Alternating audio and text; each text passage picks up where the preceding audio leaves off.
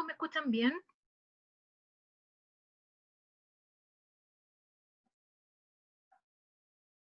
Sí, súper. Vamos a, les voy a dar algunos avisos oficiales con respecto a las fechas, porque en algunas secciones se hicieron algunas confusiones, bueno, no ustedes, pero sí en otras secciones. Y cosas importantes entonces, oficialmente no hay una semana de pruebas recuperativas. Por lo que si alguno de ustedes se incorporó más tarde al curso y le falta la primera prueba, nos ponemos de acuerdo de manera interna para tomar esa prueba recuperativa, ¿ya? Tenemos plazo para ingresar las notas parciales que tengamos hasta el 19 de julio. La semana de exámenes va a empezar el 20 de julio hasta el 25 de julio.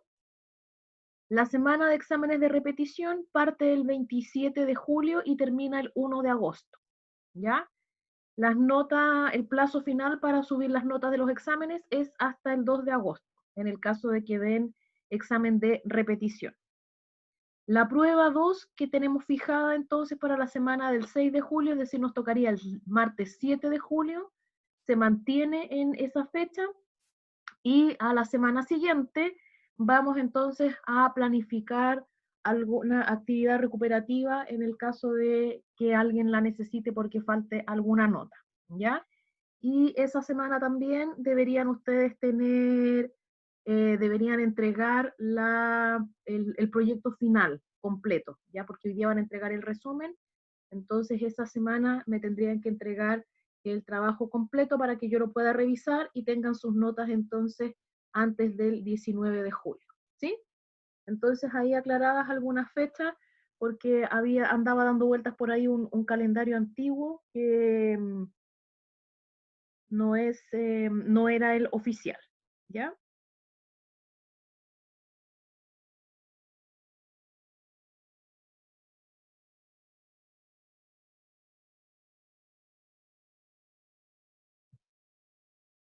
¿Listo?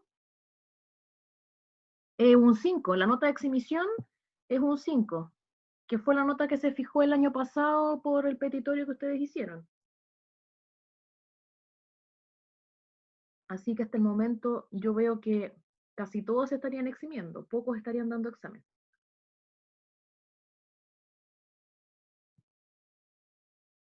¿Sí? Bueno, la semana pasada estuvimos hablando de sistema digestivo, estuvimos hablando de generalidades del sistema digestivo, habíamos dicho que desde el punto de vista histológico y de la organización podíamos hablar del sistema digestivo como un gran tubo, ¿no es cierto?, que tiene 4 capas que le son características, ¿no es cierto?, la mucosa, la submucosa, la muscular y la serosa, y que en particular la zona de la mucosa es la que sufre mayores modificaciones a lo largo del tubo digestivo. De esa manera, entonces, colabora con la función que tienen las distintas estructuras del sistema digestivo. Y habíamos hablado, ¿no es cierto?, que existen glándulas anexas que ayudan al sistema digestivo para que lleve a cabo su función.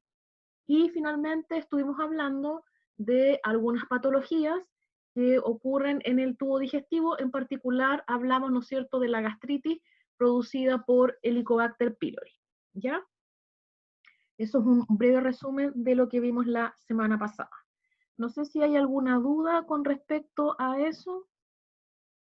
Voy a empezar a abrir las diapositivas para que sigamos avanzando.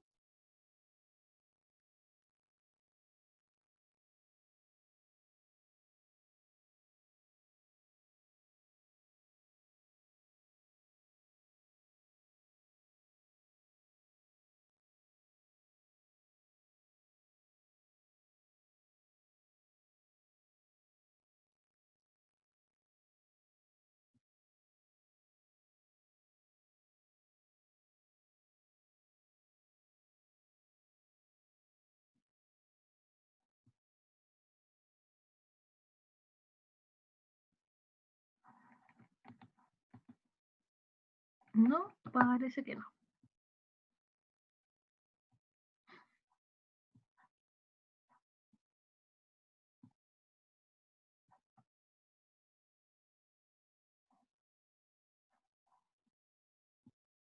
Ya. Entonces, bueno, esta fue la última diapositiva que estuvimos viendo la semana pasada. Estuvimos hablando, ¿no es cierto?, acá de la presencia del Helicobacter pylori. Estuvimos hablando que está asociado a la gastritis crónica. Dijimos que aproximadamente el 72% de la población chilena la poseía, por lo tanto podríamos considerarlo casi endémico, y que el Helicobacter pylori era catalogado como un carcinógeno tipo 1 porque en la presencia del Helicobacter pylori aumenta muchísimo el riesgo de a futuro desarrollar un cáncer gástrico, ¿ya? Por eso se considera un carcinógeno tipo 1. Recuerden que los carcinógenos se pueden subdividir en carcinógenos tipo 1 si su relación o la presencia del factor de riesgo está directamente relacionado con el desarrollo futuro de cáncer.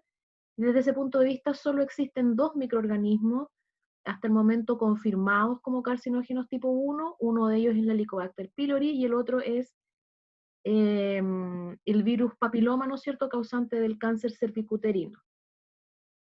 La Helicobacter pylori, existen distintos tipos de bacterias de Helicobacter pylori, se les puede ir clasificando según los alelos que tenga su citotoxina, por ejemplo, vacuolizante, que en este caso es BAC-A, la que está acá, y hay uno en particular, así como la influenza H1N1 es el virus de la influenza que le puede dar un cuadro de influenza más fuerte que otros, si nosotros tenemos unas bacterias que tengan un BAC-A S1M1, significa que es más agresivo el cuadro que ellas van a generar, ¿ya? Y también se ha visto que dependiendo del tipo de alelo que tenga esta bacteria, también es causante de úlceras, ¿ya? Úlceras gástricas o úlceras pépticas, ¿sí? Y a diferencia de la gastritis, el hecho de tener úlceras producidas por esta bacteria no está tan asociado al riesgo de desarrollar cáncer. El riesgo de desarrollar cáncer gástrico está más bien relacionado con el cuadro de gastritis crónica, ¿ya? No con las úlceras. Pero también es importante que ustedes sepan que hay algunas cepas de Helicobacter que no producen gastritis crónica, pero sí son responsables de producir úlceras gástricas o úlceras pépticas, ¿sí? También recuerden que las bacterias tienen distintos factores de virulencia. Recuerden que los factores de virulencia tienen por función facilitar eh, la vida del patógeno, en el sentido de que hay algunos factores de virulencia que facilitan el reconocimiento de la célula blanco o favorecen la entrada del microorganismo a la célula blanco, por lo tanto, son factores que simplemente terminan favoreciendo la acción del patógeno sobre las células que se ven afectadas por ellos, por eso son las células blancas, ¿sí? Y lo que tenemos acá para terminar con el Helicobacter es una serie de factores de virulencia que han sido reconocidos, ¿no es cierto?, en esta bacteria que incluso han sido blancos terapéuticos para el posible diseño de una vacuna. Ahora que está tan de moda el diseño de las vacunas, algunos de ellos han sido utilizados en algunos intentos para poder obtener una vacuna contra el Helicobacter pylori. Por mencionar algunos, tenemos el flagelo, ¿no es cierto?, la ureasa, que dijimos que era importante porque ayudaba a la bacteria a neutralizar el ácido, el ambiente ácido que hay en el estómago. Proteínas de membrana externa que le ayudan a adherirse a la célula blanco. El lipopolisacárido, que ustedes ya aprendieron en microbiología, que por sí mismo es altamente tóxico. Sistemas de secreción, exotoxinas como la BAC-A y algunas enzimas que son secretadas por esta bacteria, como son las mucinasas, las proteasas y algunas lipasas, ¿ya?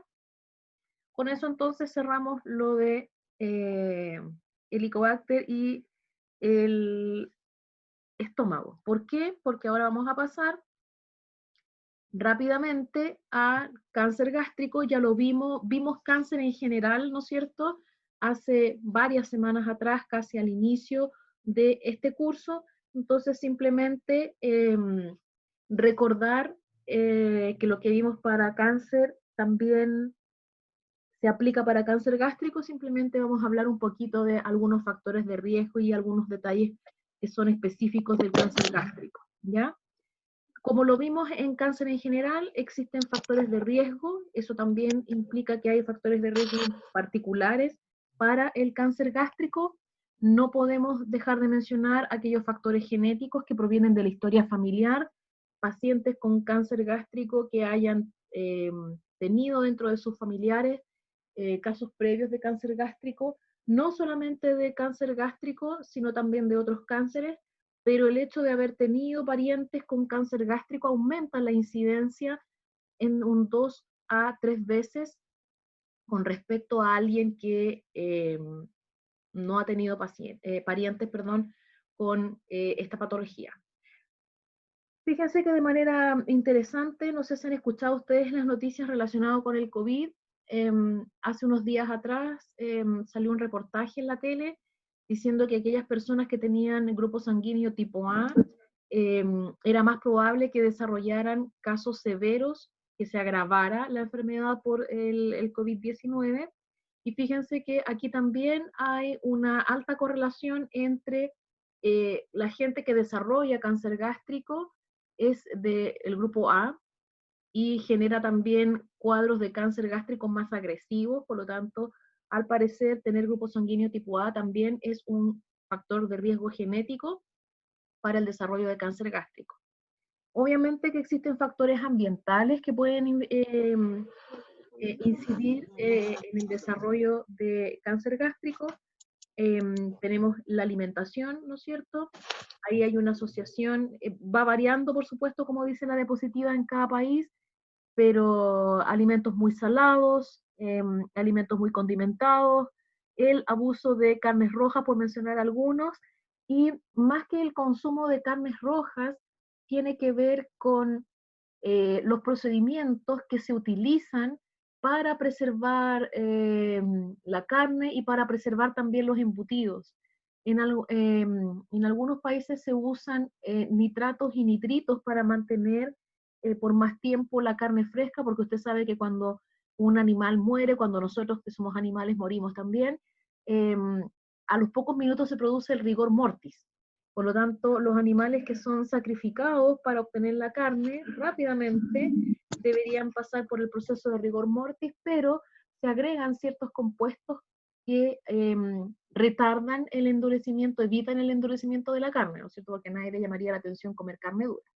Y eso finalmente termina transformándose, o hay enzimas en nuestro organismo que lo transforman en compuestos que son tóxicos y cancerígenos, como son las nitrosamidas, y por ahí podría estar el riesgo de las carnes rojas. No en la carne per se, sino en cómo hago yo eh, la mantención, la duración o alargar la duración de la carne blanda, ¿sí? La ingesta de alcohol, ¿no es cierto? Porque produce a largo plazo estrés oxidativo que se mantiene en el tiempo. Ese estrés oxidativo comienza a dañar estructuras celulares y de esa manera propicia cambios genéticos, mutaciones, ¿no es cierto?, que benefician el desarrollo del cáncer gástrico. El uso de bebidas muy calientes, aquí, bueno, se agrega el nitrato de sodio como complemento, ¿no es cierto?, lo que habíamos dicho con las carnes rojas, el uso de tabaco y tabaco masticado también, y la exposición a radiaciones, ¿ya? Con respecto a, antes de entrar a los premalignos, hablando un poco de los infecciosos, la presencia de Helicobacter pylori que sea CAC-A y BAC-A positivo es la peor combinación de Helicobacter pylori que usted pueda tener. Va a generar cuadros de gastritis crónica bastante severos y eso lo va a largo plazo favorecer el desarrollo de cáncer gástrico, ¿ya? También se ha visto en algunos casos que hay algunas personas que tienen un sobrecrecimiento bacteriano y esto también rompe el equilibrio con nuestra flora normal y eso podría ser un antecedente para favorecer el desarrollo de cáncer gástrico, ¿ya? Existen algunos antecedentes, volvamos acá a lo que dice premaligno, que puede favorecer el desarrollo de cáncer gástrico, ¿no es cierto? Tener algunas gastritis atróficas, también observar algunas metaplasias y displasias intestinales, las anemias perniciosas, haber pasado por gastrectomías y la presencia de pólipos gástricos se consideran también entonces antecedentes ya premalignos, es decir, ya es como que voy camino a desarrollar esta patología. ¿Sí? Básicamente, cuando yo quiero hacer el diagnóstico de cáncer gástrico o cuando hay sospecha de cáncer gástrico, se hace una endoscopía digestiva alta, que permite visualizar, ¿no es cierto?, el tumor, me permite determinar el tamaño y me permite, ¿no es cierto?, ver su localización, ¿ya? Obviamente que una vez que yo ubico una masa, ¿no es cierto?, que puede ser sospechosa, se toma una biopsia y si efectivamente sale positiva para marcadores de cáncer, se confirma entonces el diagnóstico, ¿ya?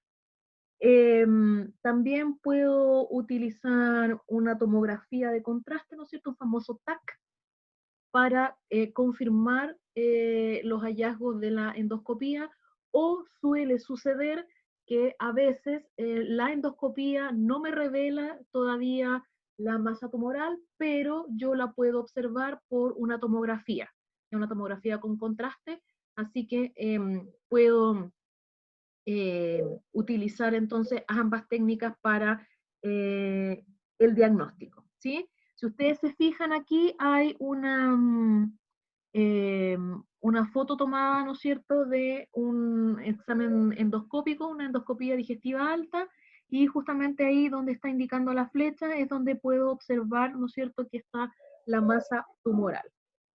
Las masas tumorales del cáncer gástrico pueden ser de distintos tipos, como muestra la diapositiva que tenemos acá. Entonces tenemos las de tipo 1, que son masas, ¿no es cierto?, que sobresalen, pensando que esta es la zona de la mucosa del tubo digestivo, por lo tanto la zona de la mucosa gástrica, una masa, ¿no es cierto?, que sobresale sobre esta, sale por fuera de la mucosa. También tenemos otro tipo de cáncer que es más bien ulcerativo, que lo que tenemos es que como que se va socavando, ¿no es cierto?, las distintas capas del tubo digestivo, partiendo de la zona mucosa e invadiendo hacia el interior las capas más profundas del tubo digestivo. También podemos tener uno de tipo 3 que se llama infiltrante y ulcerativo, porque mantiene esta forma de ir socavando el tejido gástrico, ¿no es cierto? Pero además aparecen estas como lesiones acá focales que son características del cáncer tipo 3, como dijimos anteriormente, ulcerativo e infiltrante. Y, infiltrante porque también va invadiendo tejidos más profundos, ¿ya? Cuando, eso es lo mismo cuando usted dice hay infiltración de glóbulos blancos, hay infiltración de macrófagos, significa que hay invasión, por decirlo de alguna manera diferente, de estas células en tejidos donde normalmente no debiesen estar. Por lo tanto, en el caso de infiltrante, significa que está invadiendo y generando estos como apariciones en puntos difusos, entonces ulcerativo e infiltrante. Y finalmente tenemos el cáncer tipo 4, no tiene nada que ver con los estadios, y estos son distintos tipos de crecimiento tumoral gástrico.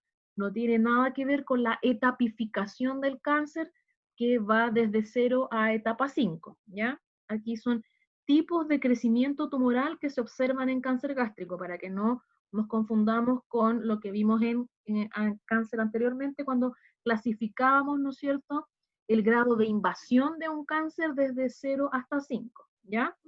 Aquí es como clasificando el tipo de crecimiento que tiene eh, el cáncer gástrico, y puede ser también del tipo 4, difuso, porque es como que empieza a crecer hacia los lados y no más bien invadiendo estas capas internas como ocurría en el tipo 2 o en el tipo 3, sino que más bien hay una invasión hacia los lados, por decirlo de alguna manera, y además infiltrante, porque yo empiezo a observar que están estos puntitos acá que empiezan a invadir, no en forma masiva, sino que con focos, generando algunos focos, y eso hace que sea entonces infiltrante. Difuso e infiltrante, otro tipo de cáncer gástrico que se puede observar. ¿Sí? Acá tenemos una diapositiva que nos muestra en realidad qué es lo que pasa con la sobrevivencia de un paciente que ya ha sido diagnosticado con cáncer gástrico. La sobrevivencia a 5 años después del diagnóstico del cáncer va a depender mucho de qué tan avanzada esté la invasión de capas más profundas del sistema del tubo digestivo.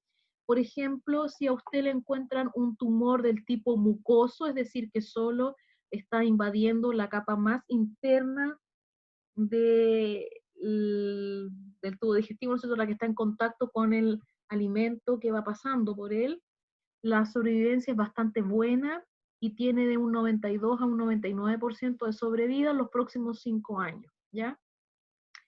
Si ese tumor en esas condiciones es detectado, se considera más bien un cáncer incipiente, ¿ya? Que es lo que aparece acá, ¿sí? Si el tumor se encuentra ya invadiendo zonas de la submucosa, ¿no es cierto? Acá, zonas de la submucosa, tenemos entonces que ya la sobrevida se reduce entre un 85 y un 93%. Si invade tejidos intermedios, es decir, zonas entre la submucosa y la muscular externa, ya la sobrevida se reduce, ¿no es cierto?, entre un 50 y un 70%. Y esto es igual a pesar, fíjense de que la sobrevivencia se va reduciendo de manera importante si yo voy si el tumor va avanzando a capas más profundas, igual se consideran relativamente incipientes, ¿y ahí? Porque la sobrevivencia igual sigue estando al menos igual o por sobre el 50%. Y cuando ya el tumor alcanza invasión de tejidos como la serosa o acá incluso otros tejidos contiguos al tubo digestivo, ya se considera un caso de cáncer avanzado y tenemos que la sobrevida se reduce solo a un 15 o un 20% en los próximos 5 años, ¿ya? Y es cuando ya vemos que hay invasión de la capa serosa y como les decía yo, en etapa 4 ya tejido continuo, porque etapa 5 sería un cáncer que ya tiene, ¿no es cierto?, metástasis, ¿sí? Acá tenemos otro examen, una imagen de otro examen, que es un examen PET.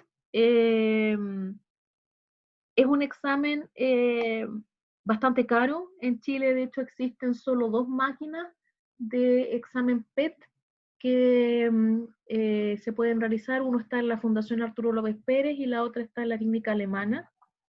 Estoy viendo que me están chateando.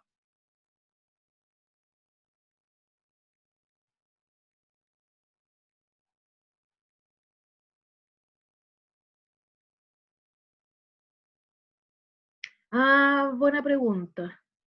¿Por qué es tan difícil o tardío el descubrimiento del cáncer gástrico? Porque el, la mayoría de los cánceres, y no solamente el cáncer gástrico, no producen síntomas hasta muy avanzado su desarrollo, ¿ya? Em, Vamos a irnos a otro ejemplo. En el caso de los cánceres que afectan al cerebro, yo no los detecto hasta que, no sé, de repente dejo de escuchar, o generalmente lo más común es que yo dejo de ver, y es porque el, el cerebro tiene muy, muy, muy pocos receptores del dolor, ¿ya? Y pasa también con otras zonas de nuestro cuerpo que se mezcla el hecho de tener pocos receptores para el dolor con el hecho de que las masas tumorales para generar sintomatología tienen que tener cierto tamaño, ¿ya? Por ejemplo, imagínense, pongámonos acá, ¿no es cierto? Vamos a volver a la diapositiva anterior. Acá, ¿ya? Fíjense que acá yo tengo una masa que tiene más o menos ese tamaño, ¿ya? Y para que esa masa tumoral alcance este tamaño, son años de crecimiento. Y a este tamaño comienza a dar, comienza a dar alguna sintomatología, ¿ya?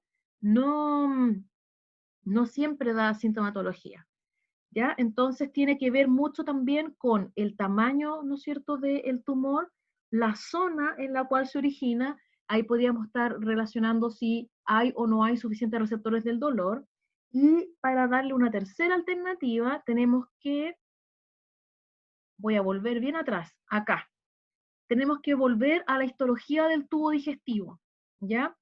Fíjense que en ¿dónde voy a encontrar yo plexos nerviosos?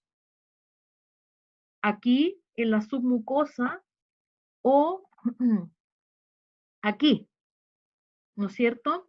Por lo tanto, si el tumor crece y crece cerca de un plexo nervioso, yo tengo más posibilidades de que ese tumor sea detectado porque me genere alguna molestia. Y eso, lamentablemente, no pasa siempre. Por eso que se detectan tardíamente. Y no solamente el cáncer gástrico, sino que en general la mayoría de los cánceres. En el caso del páncreas también, son órganos que no tienen muchos receptores del dolor.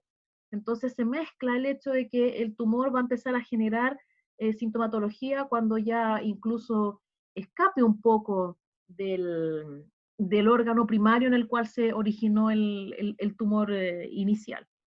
¿Sí? No sé si con eso contesté su pregunta. ¿Dejar de compartir?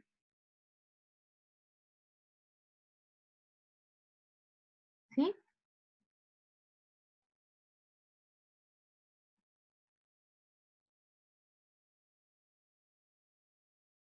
¿Ya? Entonces, como les decía, acá, bueno, hay distintos estudios que se realizan para poder determinar, obviamente, la localización exacta del tumor, el tamaño, ¿no es cierto? Y como les decía yo, acá, uno de los exámenes más elegantes que se puede hacer para determinar no solamente cáncer gástrico, sino que en general otros tipos de cáncer, es una tomografía, ¿no es cierto?, avanzada, que es un PET. Como les decía, este es un examen bastante caro, de hecho, el examen vale entre 800.000 pesos y 1.000.000 de pesos, y eso se debe a que en Chile existen dos máquinas hasta el momento, desconozco si recientemente habrán comprado algún otro centro privado, pero de momento está en la Fundación Arturo López Pérez y en la Clínica Alemana, y este es un examen que me permite a mí generar, como dice la definición, imágenes multimodales. Porque si usted se fija en la imagen que me está obteniendo acá este examen, es casi como observar algo en 3 dimensiones, ¿no es cierto? Por lo tanto, me genera dos tipos de informaciones que son cruciales. Mezcla la información anatómica, porque aquí yo claramente veo, ¿no es cierto?, la columna, veo acá, ¿no es cierto?, los huesos acá en la zona de la cadera, y además, por el contraste que estoy utilizando, que es, yo puedo detectar la tasa metabólica del uso de glucosa, ¿ya? Por lo tanto, me da información metabólica, ¿sí? Y en todas aquellas regiones donde me dé coloración, ¿no es cierto?, roja, me dé coloración roja, naranja, son sectores que están altamente metabolizando glucosa. Y usted sabe que una de las características de los tumores es que efectivamente están creciendo a una velocidad, perdón, más rápida que las otras células, por lo tanto, el consumo de glucosa de esos órganos va a ser bastante más elevado, estos órganos tumorales, ¿cierto? Y eso es justamente lo que me detecta a mí el PET. Y es tan buen examen que me puede detectar masas tumorales bastante pequeñas, como la que tengo acá, o relativamente grandes, como las que tengo aquí, ¿sí? Por lo tanto, tener acceso a este tipo de examen podría ser bastante útil. ¿Me espera un segundo, chiquillo? Que me están...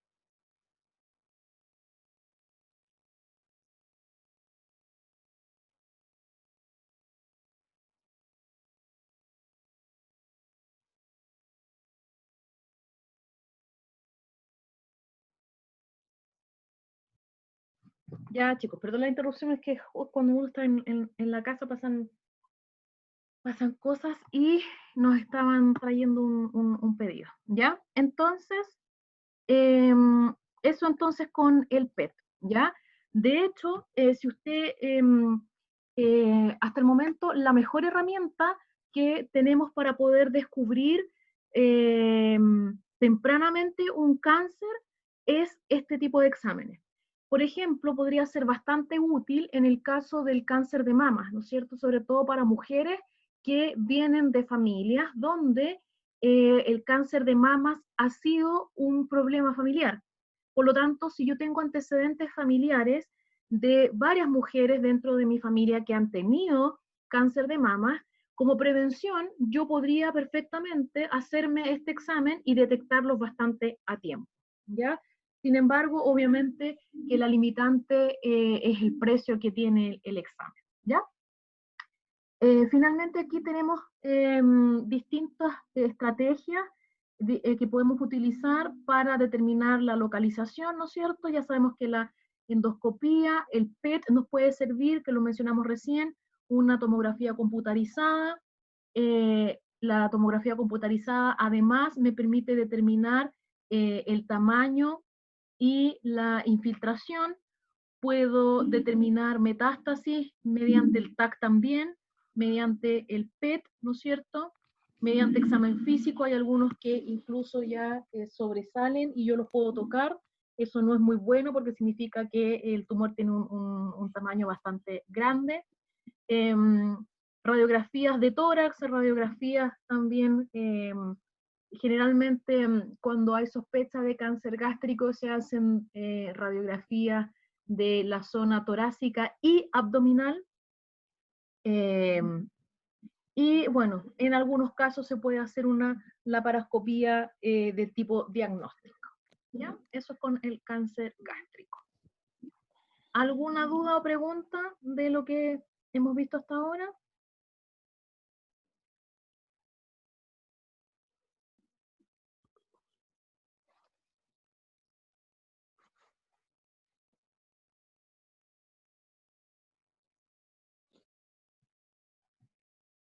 Porque vamos a hablar ahora de vamos a hablar de algunas patologías ahora del intestino.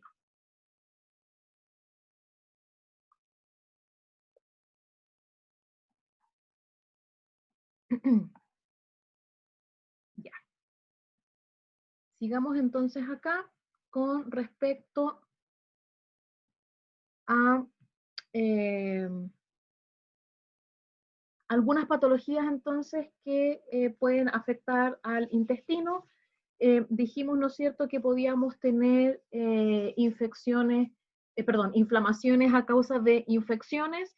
Acá vamos a ver un ejemplo que lo mencionamos la semana pasada, pero no vimos en detalle el mecanismo que tiene que ver, ¿no es cierto?, con la salmonela como ejemplo de inflamaciones del tipo o de origen infeccioso. Entonces, lo que tenemos acá entonces es que la salmonela entra a mi organismo vía oral, ¿no es cierto?, atraviesa distintos tubos del sistema digestivo, es capaz de evadir, ¿no es cierto?, el ácido del estómago y llega entonces a la zona intestinal del ilion, donde ya dijimos que estaban ubicadas las placas de Peyer, y ya dijimos entonces que las salmonelas tenían la capacidad de incluso proliferar dentro de las placas de Peyer.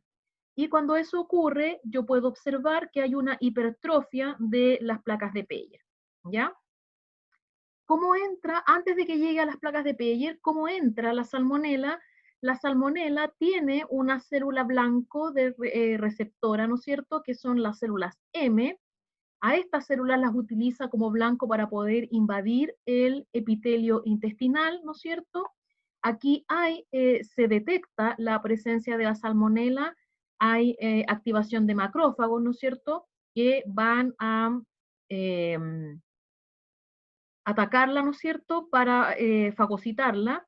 Y de manera interesante, las salmonelas además han evolucionado para evadir la fagocitosis. Entonces dentro del macrófago llegan a la placa de Peyer, ¿no es cierto?, proliferan en la placa de Peyer y después diseminan, ¿ya?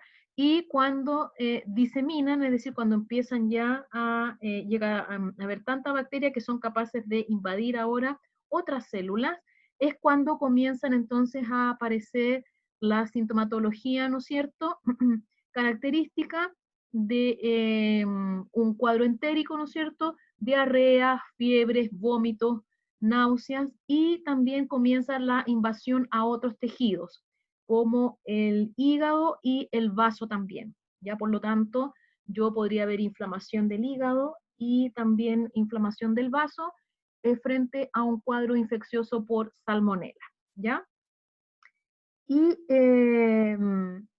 acá, cuando las células están proliferando en las placas de Peyer, también esto es importante porque se detecta que la bacteria está proliferando en las placas de Peyer, y esto trae una infiltración de polimorfonucleares y es finalmente la mezcla no solamente de la proliferación de las bacterias en la placa de Peyer, sino que también la activación de los polimorfonucleares, lo que coopera con la hipertrofia de las placas de Peyer, ¿sí?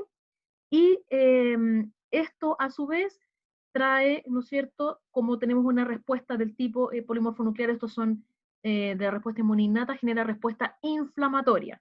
Por lo tanto, como tenemos respuesta inflamatoria, sabemos que hay necrosis del tejido de la submucosa, que es justamente donde se localizan las placas de Peyer, ¿ya? Por lo tanto, ya acá de nuevo, no olvidar los componentes inflamatorios de una patología. Otra enfermedad que puede, dijimos, ¿no es cierto?, afectar al epitelio intestinal, tiene que ver con la enfermedad celíaca, ¿ya? O la famosa intolerancia al gluten, ¿no es cierto? Tenemos acá que el gluten está compuesto, ¿no es cierto?, por una proteína que es la gliadina, porque finalmente uno es a esta proteína a la que le tiene intolerancia, ¿ya? Y lo que sucede es que esta gliadina entonces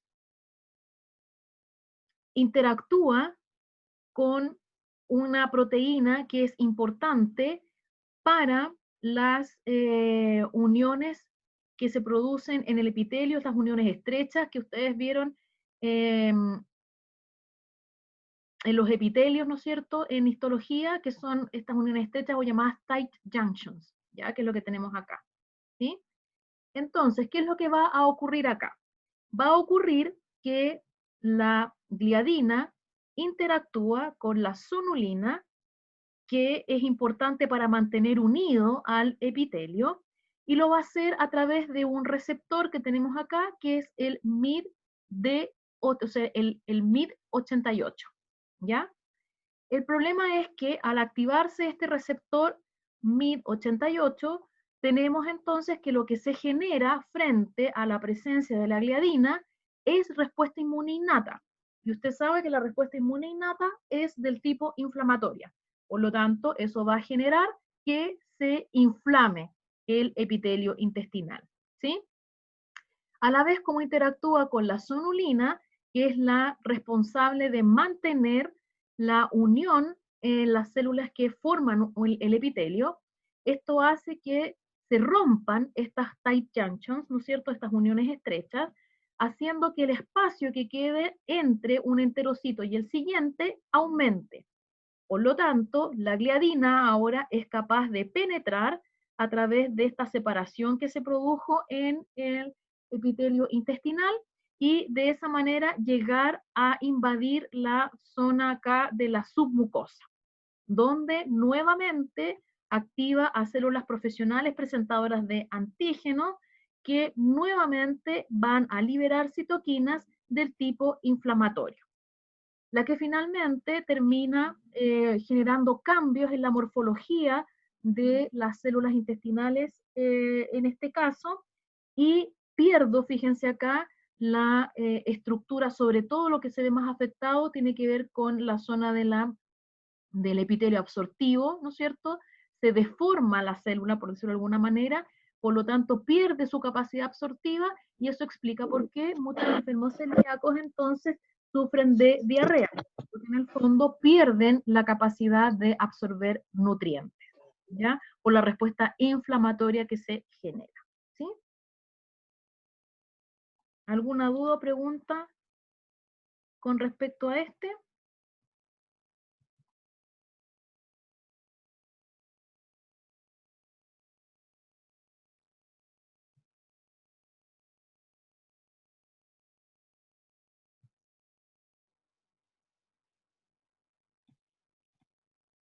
¿No? Ya. Sigamos entonces porque vamos a hablar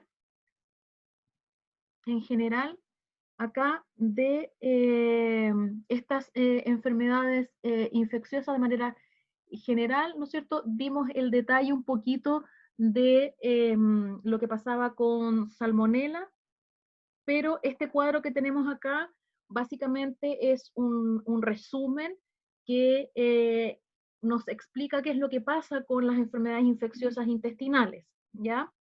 Acá tenemos distintos microorganismos que pueden generar infecciones intestinales. Tenemos algunos ejemplos de bacterias, tenemos algunos ejemplos de algunos eh, protozoos, por ejemplo, algunos virus. Y lo que tenemos acá es que en general para el desarrollo de enfermedades infecciosas intestinales hay componentes bacteriales o bacterianos o de microorganismos que son capaces de activar a células del sistema inmune, que son las células dendríticas que se conocen como células profesionales presentadoras de antígenos, y ellas entonces, una vez que reconocen a los componentes bacterianos, perdón, van a liberar ciertas interleuquinas, ¿no es cierto?, que van a reclutar entonces a células profesionales de la respuesta inmune con la finalidad, ¿no es cierto?, de eliminar a el microorganismo que nos está causando el problema, ¿ya? Por lo tanto, una vez que se produce la presentación de antígeno, acá se produce entonces la unión antígeno-anticuerpo, esta es la que recluta a las células T, y las células T entonces generan distintos tipos de respuesta inmunitaria profesional, ya sea de TH1, TH2 o TH17, eso va a depender si el que causó la patología inicial es un virus, una bacteria o eventualmente un nemátodo, ¿no es cierto?, un protozoo, y se van a generar entonces interleuquinas, que algunas de las cuales tienen un efecto sobre la permeabilidad de la barrera epitelial, y tenemos que existen también componentes bacteriales que son capaces de romper esta barrera, ¿no es cierto? Haciendo algo parecido a lo que ocurría aquí, ¿no es cierto? Interrumpiendo las uniones estrechas entre un enterocito y el siguiente. Acá también hay componentes bacteriales que pueden hacer eso, y cuando eso ocurre, incluso puede pasar los microorganismos completos o favorecer la entrada de una segunda ola de otros tipos de microorganismos hacia la submucosa, ¿ya? En el caso de estas células del intestino que se encuentren dañadas, ¿no es cierto?, cuya unión se vea afectada, estas células son capaces de sintetizar interleuquina 8, y la interleuquina 8 es responsable de reclutar a los neutrófilos. Entonces ahí es cuando se produce la famosa infiltración de neutrófilos, con la finalidad de generar entonces la respuesta también inflamatoria que caracteriza a estas infecciones, y eso explica por qué tenemos diarrea, ¿no es cierto? Cuando hay inflamación del epitelio intestinal, ¿qué es lo que va a ocurrir? Yo no voy a poder absorber los nutrientes como lo hago de manera normal. Por lo tanto, el flujo de los alimentos que estoy consumiendo va a pasar de manera directa al intestino grueso, que no tiene la capacidad absortiva que tiene el intestino delgado. Por lo tanto eso va a pasar de largo y usted se va a ir por el baño literalmente, ¿cierto? Acá tenemos un ejemplo de otra infección intestinal que es bastante común en niños, que es rotavirus, pero cuando los niños se infectan con rotavirus, los papás también se infectan, ¿no es cierto?, con rotavirus, ¿ya? Y básicamente no vamos a entrar mucho más en detalle con respecto a los mecanismos inmunes que se generan, porque ya vimos que son más bien del tipo inflamatorio. Simplemente recordar que, a diferencia de lo que ocurre con una bacteria, los virus se unen a su célula blanco y la partícula viral no es la que entra, sino que los virus lo que hacen es inyectar su material genético. Y el material genético del virus hace que la maquinaria celular trabaje para ellos. Por lo tanto, la misma célula comienza a sintetizar los distintos componentes del virus. Por lo tanto, se generan nuevas partículas víricas, y se generan tantas partículas víricas que eventualmente la célula intestinal se lisa, se rompe, ¿no es cierto?, y libera nuevas partículas víricas, ¿ya? Eso es como lo que pasa con las infecciones entonces virales, ¿ya? ¿Cómo detecto yo la presencia del rotavirus? Y probablemente aquí hay una palabra que les suena muy parecida a algo que está de moda ahora: técnicas de PCR, que lo que buscan es detectar material genético viral. Eso es lo que hace la técnica de PCR, buscar si ya se han generado antígenos contra el virus, algo que también suena bastante de moda ahora con el COVID-19, ¿no es cierto? Hacer cocultivo de virus. ¿Por qué les digo cocultivo a pesar de que la diapositiva dice cultivo? Porque cuando yo quiero obtener virus en el laboratorio, no los puedo obtener solamente colocando el virus en un medio de cultivo. Yo necesito cocultivar el virus con la célula que él invade, ¿ya? Porque los virus solo van a replicar cuando están en el interior de la célula que invaden, si no, no los puedo cultivar, ¿ya? Y técnicas de ELISA que también me permiten detectar al virus, ¿sí? Acá tenemos entonces una estructura, un esquema de la estructura del rotavirus, ¿no es cierto? Estas como proteínas tipo espículas, tipo espinas que sobresalen, ¿no es cierto?, que ayudan. Estas son súper importantes para reconocer la célula blanco y unirse a ella. Y fíjense que si lo comparamos con la estructura del SARS-CoV-2, que es el nombre científico formal del COVID-19, también tiene estas proteínas tipo espinas que son importantes para el reconocimiento de la célula blanco, ¿ya? Que sabemos en el caso del SARS-CoV-2 que son células pulmonares, ¿no es cierto?, los neumocitos, que expresan el receptor de la ECA, de la enzima convertidora, ¿no es cierto?, de angiotensina, ¿ya? Ese es el receptor, ¿sí? Entonces como que se parecen, ¿sí? Es simplemente como para hacer una especie de comparación, ¿ya? De hecho, haciendo un paréntesis, uno de los intentos de vacuna que va a empezar su fase 1 de bioseguridad en pacientes sanos, tiene como parte del diseño de su vacuna esta estructura, ¿ya? Que es esta proteína tipo espina, tipo espícula, que es importante para el reconocimiento de la célula blanco.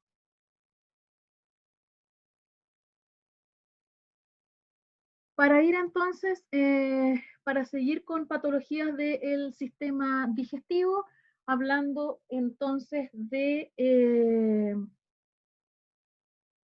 el síndrome del colon irritable.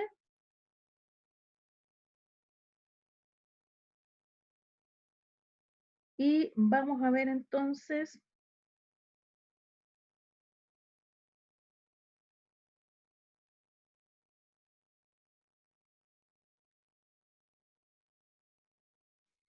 algunas generalidades del síndrome del colon irritable o del intestino irritable, ¿ya?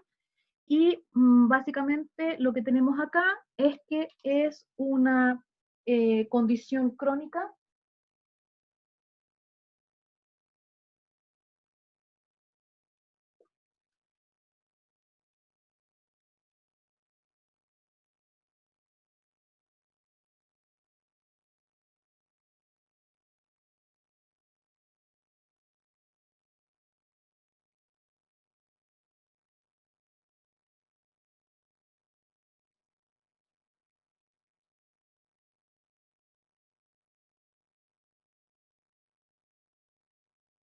ya.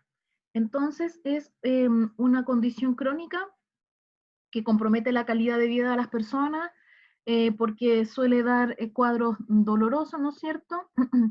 Eso impide muchas veces a las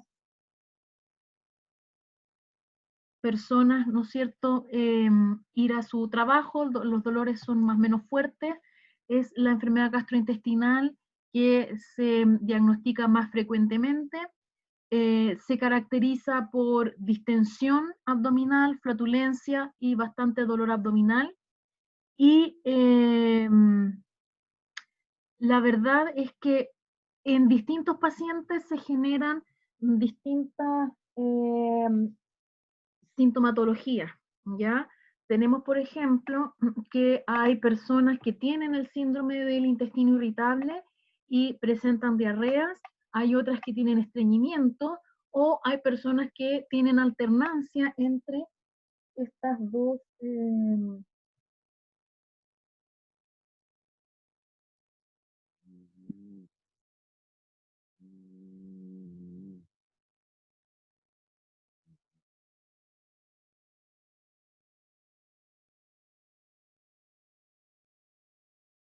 que tienen alternancia, perdón, entre estas dos situaciones, ¿ya? La verdad es que si hablamos de prevalencia, esta es bastante variable. Hay países donde la prevalencia está cerca del 7%, hay otros donde llega al 25%. Lo que sí se sabe es que es una patología más frecuente en mujeres, por lo tanto hay ahí eh, un estudio o más bien se cree que hay una asociación entre hormonas femeninas, ¿no es cierto?, y el desarrollo del síndrome del intestino irritable. Se dice que la más alta prevalencia está en América del Sur, o sea, incluidos nosotros, con un 25%, y la más baja se encuentra en el sudeste asiático, con un 7%, y Estados Unidos está en un valor intermedio del 12%, ¿ya? Con respecto a cuáles son las causas que originan esta patología, no está muy claro, de hecho se desconocen.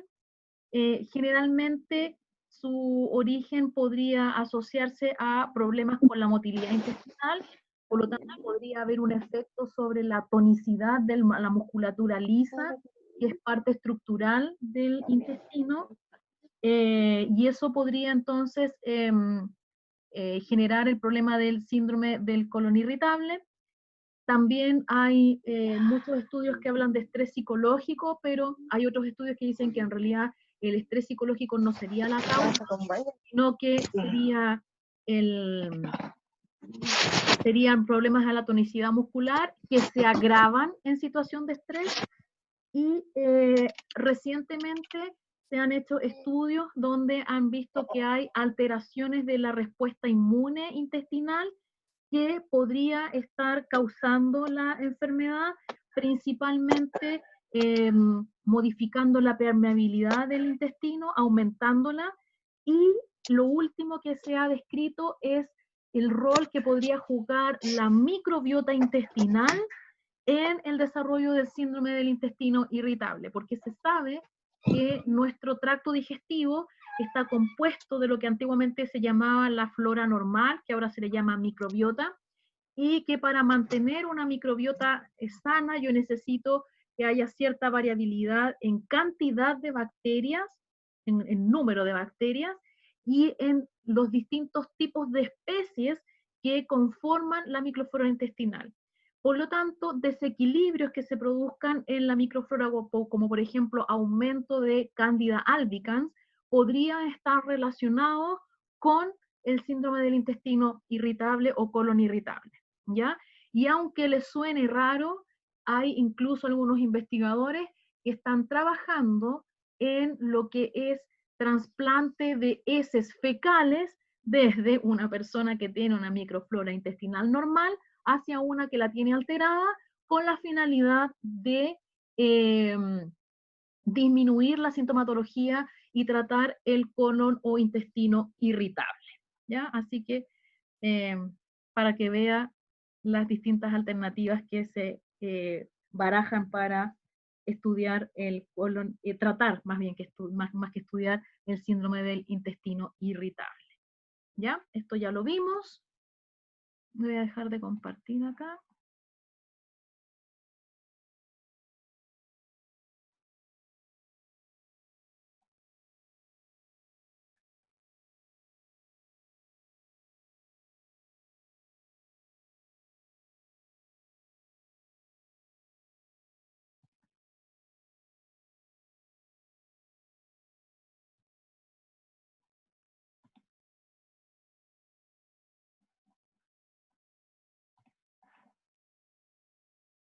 Para ir terminando esta parte, nos quedan 1, 2, 3, nos quedan 3 diapositivas.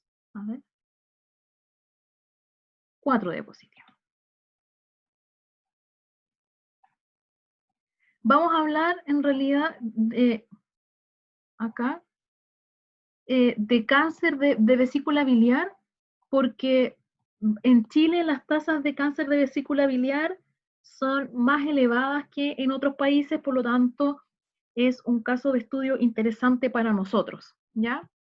Recordar, la vesícula biliar es una estructura que no es muy grande, tiene un largo de aproximadamente 7 a 11 centímetros, se encuentra, ¿no es cierto?, ubicada en una fosa poco profunda acá, ¿no es cierto?, en la superficie visceral del hígado, produce, almacena la bilis que produce el hígado, ¿no es cierto?, y acá tiene usted que la bilis, ¿no es cierto?, se produce continuamente en el hígado con la función de emulsionar las grasas, ¿no es cierto?, y se almacena entonces en la vesícula biliar, y más o menos el almacenado que hay en esta estructura es de aproximadamente unos 50 ml, ¿ya? Si nosotros comparamos la composición de los solutos que podemos encontrar en la bilis, vamos a encontrar que casi el 70% corresponde a las famosas sales biliares, un 4,6 a la presencia de proteína, un 0,3 a la bilirrubina, el 4,1 es colesterol, y el 22,5% corresponde a fosfolípidos. Esos son los componentes, los solutos que yo voy a encontrar en la bilis, ¿ya? Y como les decía, el cáncer de vesícula biliar es interesante para Chile porque posee la tasa de mortalidad por este cáncer más alta del mundo, ¿ya? En el año 2011, el cáncer de vesícula biliar o el cáncer vesicular constituyó el 2,2% de las muertes en el país y el 10,1% de todas las defunciones por cáncer, ¿ya? Pero como les decía, es interesante para nosotros porque saber por qué o cuál sería la causa de por qué las tasas se disparan en el caso de la población chilena. ¿Qué es lo que se sabe hasta el momento de este cáncer de vesícula biliar? Bueno, es que los factores de riesgo aumentan, ¿no es cierto?, si eres mayor de 40 años, sexo femenino, aumenta el riesgo, por lo tanto también podría haber ahí alguna asociación con las hormonas femeninas y eventualmente el riesgo de desarrollar el cáncer de vesícula biliar, ¿no es cierto? Tenemos entonces dietas ricas en grasas y algunos fármacos hipolipemiantes, perdón, o sea, por lo tanto, si usted se trata con por colesterol alto y está tomando medicamentos, eso podría aumentar el riesgo de cáncer de vesícula biliar. La obesidad, ¿no es cierto? Problemas en la motilidad, en el movimiento vesicular, eh, el embarazo, mientras más embarazos se tiene, más aumenta el riesgo de tener este tipo de cáncer. Entonces, nuevamente podría haber ahí una relación con hormonas femeninas, personas que pasan por ayunos prolongados, lipemia, perdón, nutrición parenteral total podría afectar, la presencia de diabetes mellitus, fibrosis quísticas, cálculos previos o la existencia previa de cálculos biliares y lo que se llama la vesícula en porcelana, ¿ya?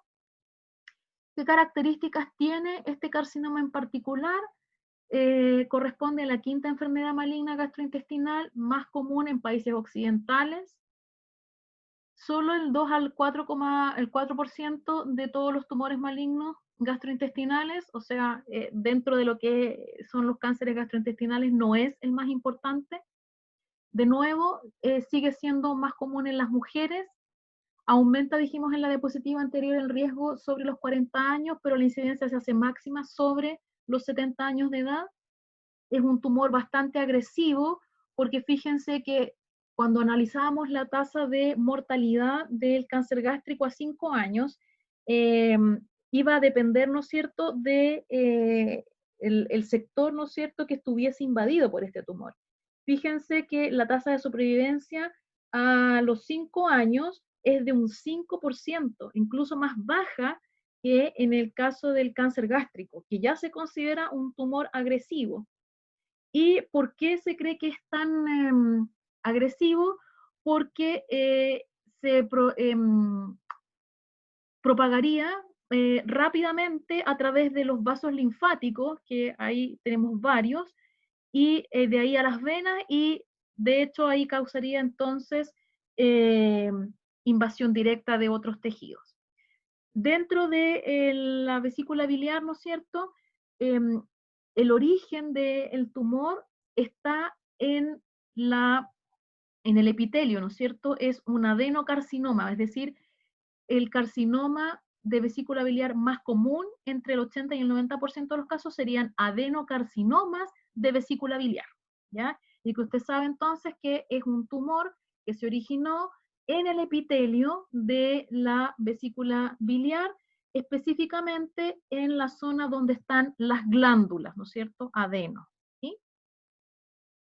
Y acá entonces tenemos, por ejemplo, una masa, ¿no es cierto?, de una medida de 3.3 por 2,9 centímetros, entonces revelado por ecografía, que efectivamente nos está delatando la presencia de cáncer de vesícula biliar. ¿Ya? Entonces acá, característico es que en la ecografía se observa esta pared, ¿no es cierto?, que se define como espesa e irregular, ¿no es cierto?, y la presencia de esta masa que puede mostrar, ¿no es cierto?, el tamaño de este tumor. ¿Cuáles serían las manifestaciones clínicas y el diagnóstico? Básicamente es difícil, voy a mirar el chat. Sí, sí, por la ubicación que tiene la vesícula biliar, la ecografía es la mejor alternativa para detectar el cáncer de vesícula biliar. El problema, y aquí voy a volver a compartir, el problema es que por sintomatología yo no lo puedo distinguir de una persona que tiene cálculos biliares, porque la sintomatología va a ser exactamente la misma, ¿ya? Entonces, por eso que se les pide ecografía a las personas que van con sintomatología de cálculo, porque efectivamente puede ser que tenga cálculos biliares y eso es relativamente benigno, ¿no es cierto? Una operación, se sacan los cálculos, incluso por una intervención tipo laparoscópica, ¿no es cierto? Pero la ecografía es la que me va a decir qué tipo de masas son, ¿ya? Porque voy a dejar de compartir, porque dependiendo, claro, exactamente, eso le iba a decir, porque además la ecografía es la mejor técnica que me permite a mí determinar si lo que tengo son cálculos o lo que tengo es un tumor, porque la densidad que tienen uno con respecto a otro hace que se visualicen de manera diferente en la ecografía, ¿ya? Pero lamentablemente suele suceder que a pesar de que la ecografía a mí me dice que más bien lo que tengo son cálculos, y cuando o veo la vesícula me doy cuenta que es un tumor, igual es alta, se confunde a veces. El contraste que me da la ecografía eh, puede no ser lo suficientemente buena para diferenciar cálculos de un tumor, sobre todo en etapas incipientes, cuando el cáncer no, el tumor todavía no está muy grande, ¿ya? Así que sí, puede ser que haya pasado lo que le pasó al abuelito, que se dieron cuenta al momento de operarlo que no eran cálculos, sino que eran más bien un tumor lo que tenía, ¿sí? Pero ese es el gran problema con el cáncer de vesícula biliar. Punto uno, los síntomas son exactamente iguales que si yo tuviera cálculos, y punto dos, en etapas relativamente incipientes del cáncer, el contraste que me genera la ecografía a veces no es suficiente para ayudarme a definir si estoy viendo masas tumorales o si estoy viendo cálculos, ¿ya? Generalmente es mucho mejor la ecografía en generar esas diferencias visuales cuando la masa tumoral ya tiene un tamaño como el que vimos en la diapositiva, de al menos unos 2 centímetros, ¿ya? Vamos a volver aquí, de al menos unos 2 centímetros. Y de hecho este tiene acá 3,3 y 2,9, ¿ya? Que es una masa bastante. Y lo otro es esto, observar el borde. El borde de la masa es el que va a ser crítico para ayudarme a determinar si lo que tengo yo son cálculos o son masas tumorales, porque esta parte suele ser, esto es lo que más me ayuda a diferenciar, suele ser espeso, la pared, ¿ya? Profe, pasa que no está compartiendo pantalla. No, de hecho, justo le iba a decir que no estaba compartiendo la pantalla. Aquí está. Ya, volvemos acá a la imagen, lo que le decía. Aquí. Aquí. ¿No es cierto? Los bordes son súper importantes para poder diferenciar entre cálculos y masas tumorales. Entonces los hallazgos de laboratorio no nos sirven como diagnóstico acá. La imagen es lo que me va a determinar si estoy observando cálculos o tumores. Pero como la compañera igual mencionó en el chat, a veces, y insisto, en etapas incipientes, puede ser que esa diferencia no se observe bien en la ecografía, ¿ya? El tratamiento básicamente es la cirugía, pero también va a depender, ¿no es cierto?, de la evaluación. Si hay, ¿qué es lo que me dice la ecografía? También va a depender de la experiencia que tenga el equipo para extraer el tumor. Va a depender también de si hay metástasis o no. Ahí es diferente la estrategia.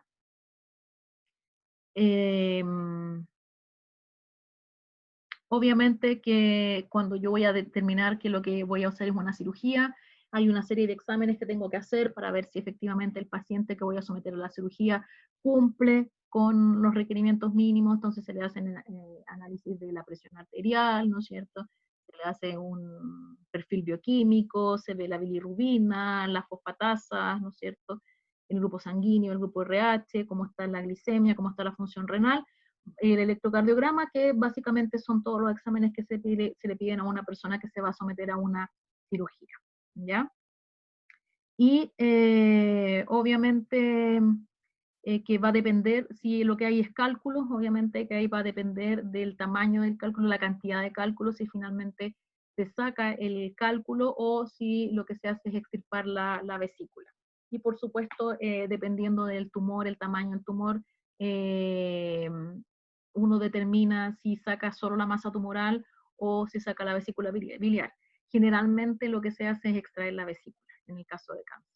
Sobre todo si uno observa que no hay ramificaciones, es la mejor opción. Es lo mismo que habíamos discutido cuando hablamos de cáncer en general. Si el cáncer está encapsulado, no está ramificado, si las imágenes me comprueban que la mejor opción es extirparlo, lo voy a hacer. Y si para este caso yo ya sé que existe una cirugía de rutina que me permite extraer la vesícula biliar sin traer mayores problemas al paciente y además allá adentro hay un tumor y que está encapsulado y no ha generado ramificaciones, obviamente que esa va a ser la opción que va a tomar el equipo médico, ¿ya? Y eso sería con respecto a estas patologías. Hagamos un descanso de 15 minutos, son 5 para las 10, y ahí ya seguimos con lo que nos queda pendiente, que es bastante poquito, entiendo yo.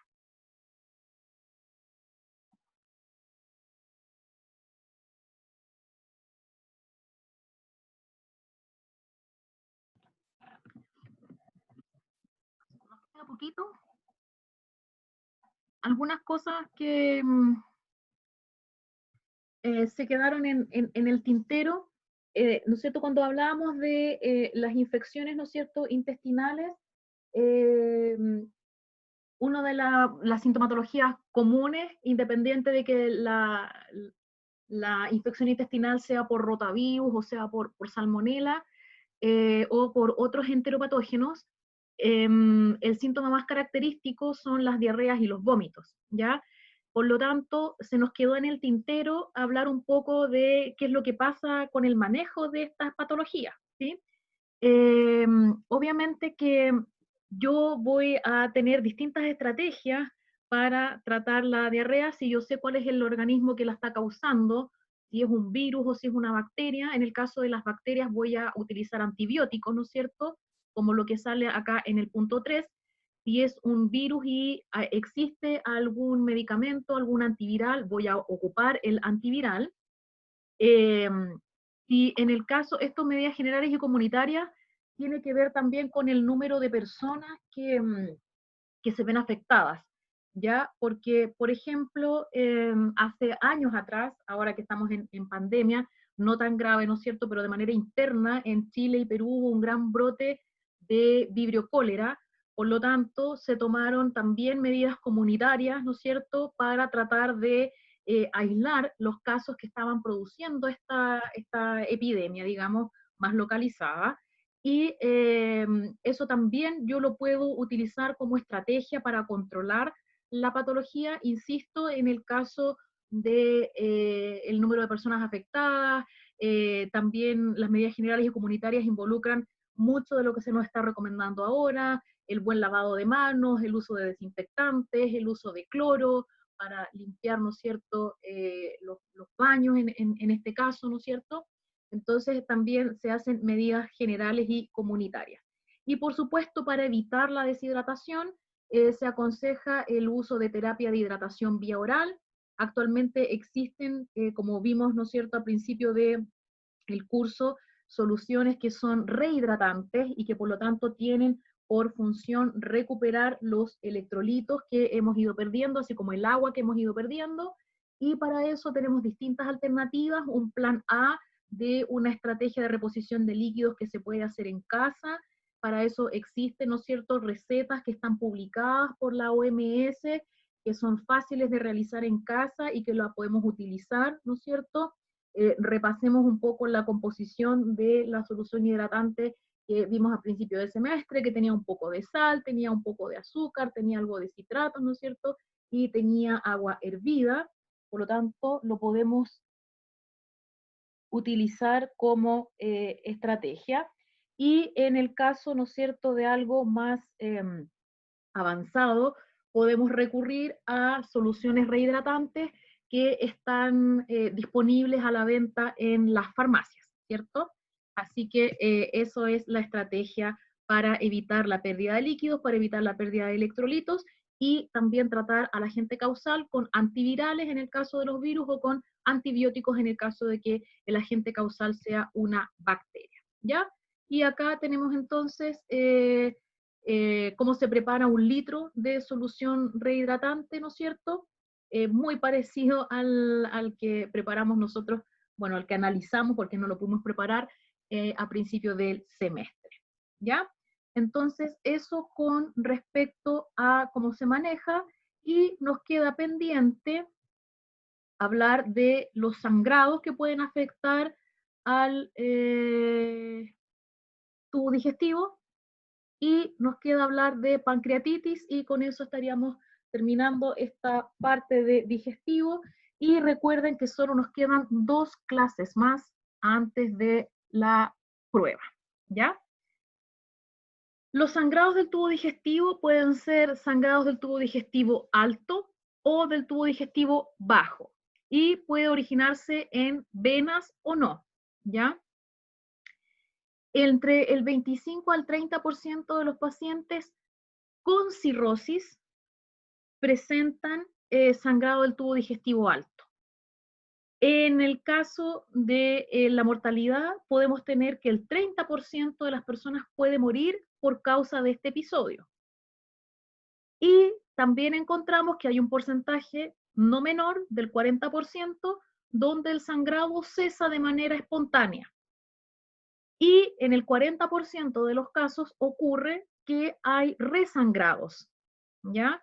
Y generalmente este resangrado ocurre dentro de las 6 semanas posteriores a presentarse el primero, ¿ya?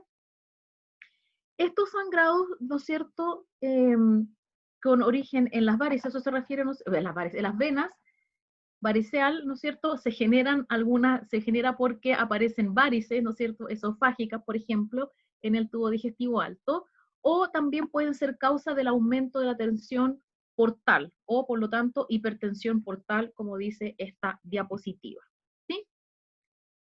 El tratamiento farmacológico puede ser a través del uso de inhibidores de la bomba de protones.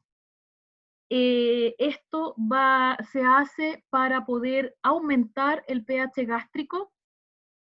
De esa manera, esta es una señal para que se agreguen las plaquetas y se inhiba la fibrinólisis, ¿ya? Entonces, cuando aumenta el pH es una señal fisiológica que es leída por las plaquetas y nosotros nos aprovechamos de eso a través del uso de un inhibidor de la bomba de protones, ¿ya? El más conocido es el omeprazol y probablemente si usted conoce a alguien que tenga gastritis crónica, en algún minuto del tratamiento junto con darle antibióticos le dan omeprazol, así que probablemente de ahí lo conoce. ¿Ya? Se puede dar de distintas maneras, ¿no es cierto?, en un bolo de 80 miligramos o en una infusión continua de 8 miligramos por hora durante las 72 horas siguientes. Y eso ha demostrado que es una buena alternativa para reducir el sangrado. ¿Cómo voy a diagnosticar esto? Nuevamente la endoscopía es una excelente herramienta para analizar, ¿no es cierto?, para poder ubicar dónde está la lesión y sobre todo en sangrados que son importantes, es vital poder hacerlo dentro de las primeras 24 horas, ¿ya? Acá tenemos distintos tipos de sangrado, ¿no es cierto? Sangrados activos, sangrados pulsátiles de origen arterial, ¿no es cierto? Y el riesgo de resangrado que tienen estos tipos de sangrados, ¿no es cierto? Sangrado venoso, estigmas de sangrado recientes, vaso visible, coágulos adheridos, manchas hemáticas adheridas, estigmas, sin estigmas de sangrado. Entonces el riesgo de resangrado va variando, ¿no es cierto?, dependiendo de cuál haya sido el sangrado activo, ¿sí? Entonces, por ejemplo, el que tiene un mayor riesgo de resangrado es aquel sangrado del tipo pulsátil de origen arterial, ¿ya? Y el menor es aquel que se observa un sangrado donde no hay estigmas previos de sangrado, con un 5% de que aparezca el sangrado, ¿sí? En el caso del sangrado del tubo digestivo bajo, todo sangrado que se origina en forma distal al ligamento de Treitz termina en el ano, ¿ya? Entonces aquí tenemos una foto recordatoria, una imagen, ¿no es cierto? El ligamento de Treitz, ¿no es cierto? El ángulo de Treitz. Usted sabe de anatomía que eso debe tener cierto, el ángulo debe tener cierto valor, ¿no es cierto? Y usted sabe entonces que sangrado que se originan entonces acá, van a terminar en el ano, ¿sí? En el caso de los sangrados del tubo digestivo bajo, existen distintas causas y además podemos observar algunos casos donde no hay diarrea y otros donde sí hay diarreas, ¿ya? En el caso de las diarreas, muchas veces el sangrado del tubo digestivo bajo puede ser como consecuencia de una enterocolitis infecciosa, por lo tanto, nuevamente tenemos agentes causales de origen microbiano, que pueden ser parásitos, que pueden ser bacterias, ¿no es cierto? Y tenemos colitis que son no infecciosas, es decir, que no tenemos un agente causal bacteriano en este caso, pero que sí me está produciendo una diarrea, y eso es característica de personas que tienen alergias a la proteína de la leche de la vaca, en particular no a la lactosa, porque la lactosa es el azúcar de la leche, sino más bien a la caseína, ¿ya? La caseína es la principal proteína que tiene la leche y es la que hace que la leche sea blanca, ¿ya? Y entonces, obviamente es una proteína abundante en la leche, ¿sí? Y tenemos entonces un síndrome hemolítico urémico o eventualmente enfermedades crónicas como la enfermedad de Crohn pueden dar origen a colitis del tipo no infeccioso que pueden terminar en sangrados del tubo digestivo bajo. En el caso de causas que están generando un sangrado de la zona baja del tubo digestivo, pero que no van acompañadas de diarrea. Las causas son fisuras anales, presencia de pólipos, ¿no es cierto? Presencia de divertículos, invaginaciones intestinales, ¿no es cierto? Por mencionar algunas. En general, si pudiéramos agruparlas, malformaciones intestinales, ¿ya? O algunas colitis ulcerosas. ¿Cómo se hace el manejo del sangrado del tubo digestivo bajo? Em, Básicamente necesitamos descubrir cuál es la etiología, es decir, cuál es la causa, y dependiendo del origen de la causa, va a depender la estrategia del tratamiento, y de esa manera voy a poder tratar mejor al paciente. Por ejemplo, si se descubre que es por alergia a la proteína de la leche, obviamente, ¿qué es lo que se hace? Se deja de exponer a esa persona a la leche de vaca, se reemplaza por otro tipo de alimento y de esa manera entonces evitamos el sangramiento, ¿cierto? Tenemos entonces acá la otra alternativa que tiene que ver con pacientes que están hemodinámicamente inestables eh, y por lo tanto con una hemorragia más bien masiva. Estos pacientes deben ser hospitalizados, ¿ya? Y deben quedar en observación en una unidad de cuidados intensivos mientras se alcanza la fase de estabilización. Y se ha visto que la aplicación de vasopresina a través de una infusión endovenosa glucosada detiene la hemorragia en un alto porcentaje de estos casos, ¿sí? Generalmente el efecto suele ser transitorio, pero lo suficientemente transitorio para poder entonces completar el estudio del paciente, la evaluación y ver nuevamente cuál es la causa de en este caso, de la pérdida de sangre masiva, por lo tanto, por qué está hemodinámicamente inestable este paciente. ¿Sí? Obviamente que, ¿por qué tiene que hacerse esto con cuidado? Porque puede producir vasoconstricción en otras áreas del árbol vascular y eso puede traer problemas a nivel de cerebro, ¿no es cierto? Generar un accidente cerebrovascular, puede traer problemas en las extremidades o incluso en el mismo intestino. En el caso de la última patología que vamos a ver del sistema digestivo, tiene que ver con pancreatitis aguda, y como toda itis se define como una inflamación, en este caso al páncreas, ¿no es cierto? La pancreatitis aguda o PA, entonces corresponde a una enfermedad inflamatoria aguda, eso quiere decir que dura un tiempo determinado, ¿no es cierto? Y puede producir necrosis de la glándula o del tejido periglandular, y por supuesto la magnitud va a ser variable dependiendo de la etiología, ¿no es cierto?, de esta pancreatitis, ¿sí?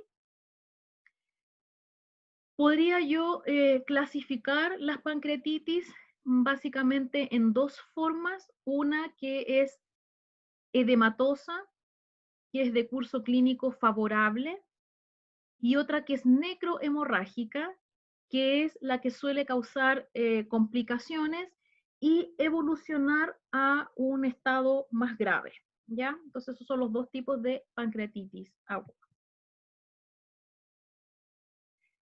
Básicamente tenemos que recordar que el páncreas tiene por función secretar una cantidad importante de enzimas que nos ayudan al proceso de digestión de los alimentos. Dentro de las enzimas que se producen, nosotros la semana pasada mencionamos algunas amilasas y algunas lipasas. No son las únicas, también está la tripsina, la quimotripsina, hay algunas elastasas, carboxipeptidasas A y B, ¿ya?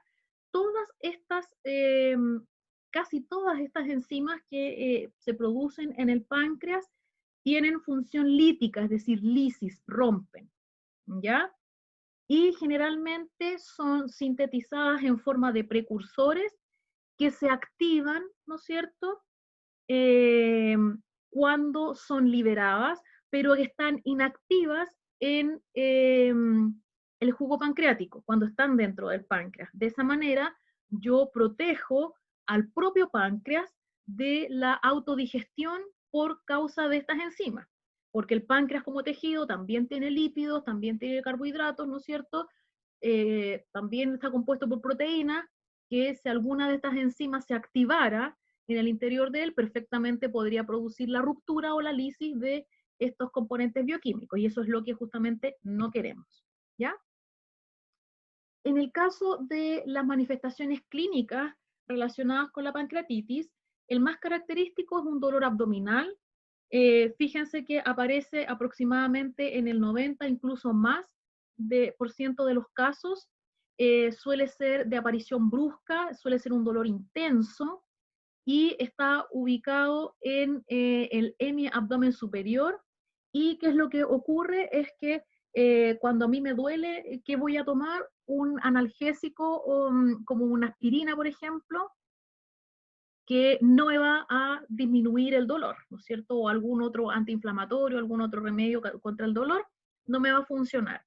Y generalmente necesito de algunos derivados de los opiáceos para poder controlar la sensación de dolor. ¿Ya? Estamos hablando, por ejemplo, que en este caso un tramadol podría servirnos. ¿Sí? Se ha visto que hay algunos casos en los cuales hay irradiación del dolor hacia la zona dorsal, pero eso ocurre en aproximadamente el 50% de los casos. Lo más común es que aparezca entonces como dijimos, el dolor abdominal en el 90% de los casos. También suele ir acompañado de náuseas y vómitos, y en casos graves puede haber síntomas de shock, ¿ya?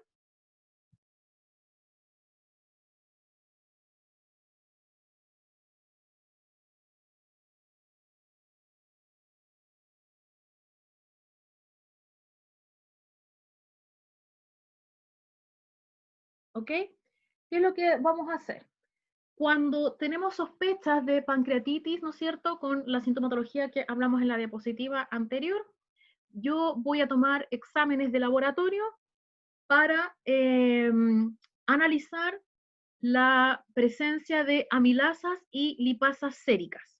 También voy a aconsejar la realización de una ecografía abdominal y eventualmente voy a pedir un TAC, ¿no es cierto?, una tomografía computarizada con contraste, que me va a permitir a mí detectar si se observa tejido necrosado y si se observa también acumulación de líquidos. Eso es súper importante para hacer el diagnóstico de la pancreatitis. Generalmente suele ser una patología que requiere de hospitalización, al menos hasta controlar un poco el tener listos los exámenes y controlar un poco el dolor. A veces requiere de una hospitalización un poquito más prolongada, y lo que se hace entonces es enfocarse en el tratamiento del alivio del dolor. Aquí hay un ejemplo de un fármaco que se puede utilizar, meperidina. Se usa alimentación e hidratación oral, ¿no es cierto?, una dieta liviana, y obviamente si hay pérdida de volumen plasmático, se diseñan estrategias para recuperar justamente este volumen plasmático perdido. Por lo tanto, voy a necesitar de la administración de líquidos y la administración de electrolitos intravenosos para justamente combatir algunas otras sintomatologías asociadas, como puede ser la hipotensión, y eventualmente evitar el shock, ¿ya? Y eso es lo que voy a realizar. Eso ya lo vimos, las infecciones y las enterocolitis, ¿no es cierto?, cuando vimos las infecciones intestinales, y me parece, voy a revisar si es que se nos quedó algo en el tintero, pero me parece que ya revisamos todo.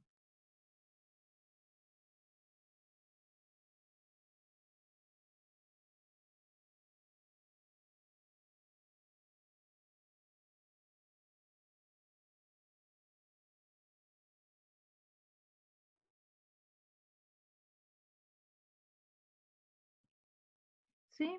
Lo único que nos quedó aquí pendiente es una diapositiva, que la vamos a ver acá, ahora, al tiro, como fuimos mezclando dos juegos de diapositivas.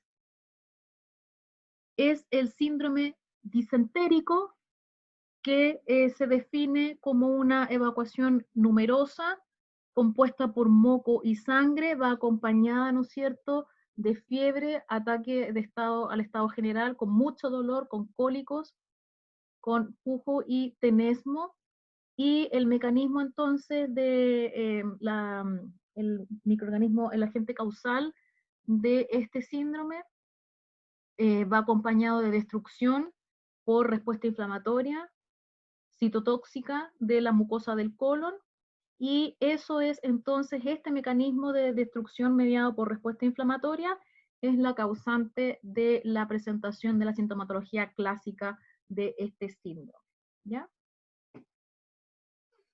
Eso es, eso es lo que la diapositiva que nos había quedado pendiente. No sé si alguien tiene alguna duda.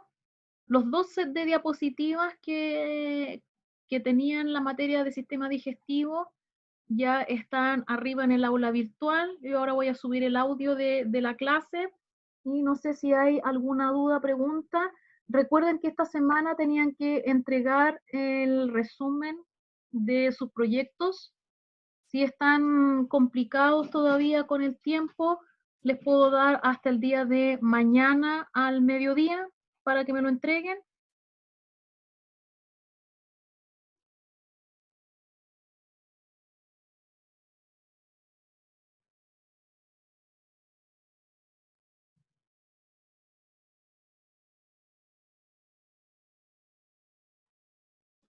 Profe, Ujú. el caso clínico se lo manda a su correo. El caso clínico, que claro, también tiene que entregarlo esta semana. El caso clínico y el resumen. Por eso sí, Ya. claro, por eso les preguntaba que si estaban un poco complicados de tiempo, yo les doy hasta mañana al mediodía para que me lo entreguen. Como tenían que entregarlo hasta hoy día, a lo mejor con un día más que tengan les sirve. Claro. Y el otro caso clínico, ¿Cuál otro caso el, clínico? el 3, que dijo que teníamos que entregarlo para irse la otra semana. Ah, es que no quise confundirlos y yo no lo he subido todavía. Uno que tiene que ver con Ya. enfermedades del sistema, no lo he subido todavía. Porque dije, no hay muchos Ya. casos clínicos, se van a confundir, así que entre hoy día y mañana va a estar subido el caso clínico que tienen que entregar la próxima semana. ¿Ya? Ya, profe. Acá tengo un mensaje que mandaron un correo para ver la nota y hacer una consulta, ¿me lo mandó ahora o me lo mandó antes? Porque hubo alguien con el que coordinamos una reunión, yo no sé si fue en esta sección o la de más tarde, y yo llegué a la reunión, pero las otras personas, pero los invitados a la reunión no llegaron. Entonces no sé si fueron ustedes, ¿ya? Pero si me mandó el correo recién, yo le contesto y vemos alguna posibilidad de juntarnos mañana en algún minuto. Mañana en la mañana yo tengo libre hasta las 12:30, ya de 10 a 12:30. Ah, no, a lo mejor fueron ustedes las que quedé esperando en Zoom y no llegaron. Y le contesté, sí. Generalmente yo les contesto rápido a la gente que quiere reuniones conmigo por Zoom. Mándemelo de nuevo. Mándemelo de nuevo al correo y yo le contesto. Como le digo, tengo mañana libre.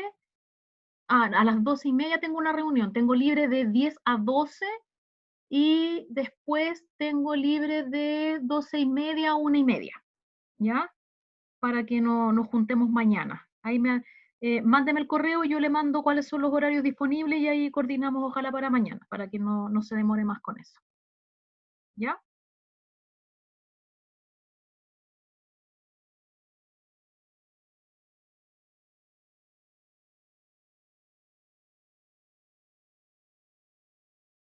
¿Ya? No sé, chiquillos, no hay más dudas, más preguntas. Si no hay más dudas, más preguntas, lo dejamos hasta acá. Nos vemos la próxima semana ya en la penúltima clase del semestre y cualquier otra duda, consulta que tengan, me puede escribir un correo. No, las dos cosas, si les di plazo hasta mañana, mire, hasta mañana, si tiene el caso clínico listo, hoy día mándemelo hoy día. Si lo tiene para mañana al mediodía y lo manda junto con el resumen, mande las dos cosas juntas. Ya, plazo hasta mañana al mediodía para que me lo entregue. Profe, que nosotros se lo mandamos la semana pasada el caso clínico, ¿Ya? pero en vez del resumen le mandamos como un avance de así casi completo Del del trabajo. proyecto. Sí, Claro. sí, lo estuve mirando. Sí. Entonces, Sí. esa era mi consulta, si había que hacer igual el resumen, porque como nosotros nos confundimos, hicimos como un avance de proyecto y se le mandamos ese. Ah, no, mándenme un resumen. Ya, ok.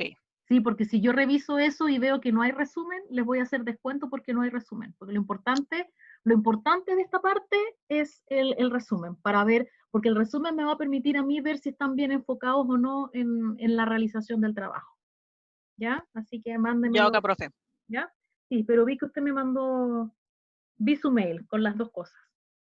Ya, gracias, profe. ¿Ya?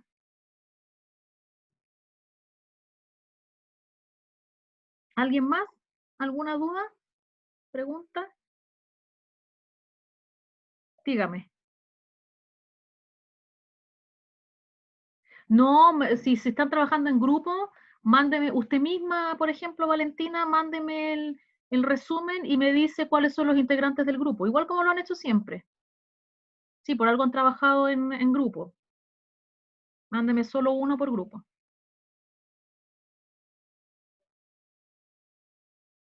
Sí, si no, se va a colapsar mi mail también si me manda 4 veces lo mismo.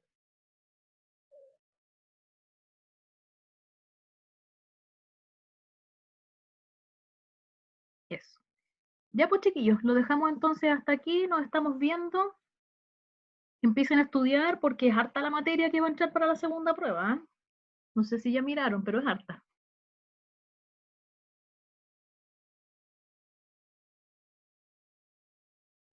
¿Reportes de qué materia es, profe? De todo lo que no vimos, todo lo que vimos después de la prueba 1. Ah, ya, ya. Sí, toda esa materia.